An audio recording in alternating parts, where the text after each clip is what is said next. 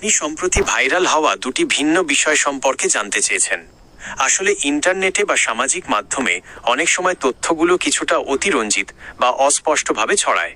আপনার তথ্যের সুবিধার্থে বিষয় দুটি নিচে পরিষ্কারভাবে তুলে ধরছি। সৌদি আরবে প্রবাসীদের ভিসা বাতিল প্রসঙ্গে গণহারে ভিসা বাতিল বিষয়টি মূলত একটি চলমান নিরাপত্তা অভিযানের অংশ, যা নিয়মিতভাবেই হয়ে থাকে। অভিযান 2026 সালের জানুয়ারি মাসের সাম্প্রতিক খবর অনুযায়ী সৌদি আরবে অবৈধভাবে বসবাসকারী বা নিয়ম ভঙ্গকারী প্রবাসীদের বিরুদ্ধে কঠোর অভিযান চালানো হচ্ছে।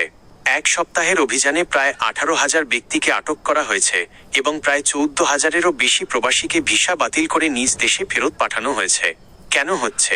যারা ইকামার রেসিডেন্সি পারমিট নিয়ম ভাঙছেন, অবৈধভাবে কাজ করছেন বা বর্ডার রেগুলেশন লঙ্ঘন করছেন, মূলত তাদেরই ফেরত পাঠানো হচ্ছে। এটি বৈধভাবে থাকা প্রবাসীদের জন্য কোনো হুমকি নয়। পরিবর্তন, সৌদি আরব বর্তমানে বাংলাদেশ সহ 14টি দেশের জন্য মাল্টিপল এন্ট্রি ভিজিট ভিসা স্থগিত করেছে, তবে সিঙ্গেল এন্ট্রি ভিসা চালু আছে। এটি করা হয়েছে হজের সময় অননুমোদিত প্রবেশ রোধ করার জন্য।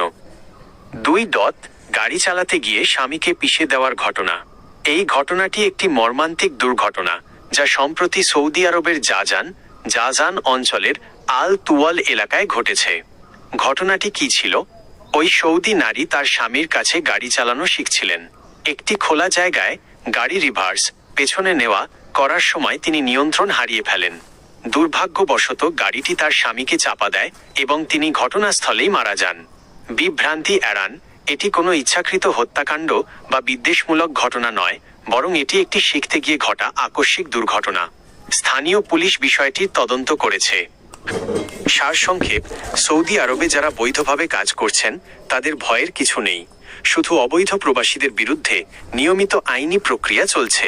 আর গাড়ি দুর্ঘটনার বিষয়টি সম্পূর্ণ একটি পারিবারিক ট্র্যাজেডি। আপনি কি বর্তমানে সৌদি আরবে আছেন বা সেখানে যাওয়ার কোনো পরিকল্পনা করছেন? আমি কি আপনাকে ভিসা সংক্রান্ত কোনো নির্দিষ্ট তথ্যে সাহায্য করতে পারি?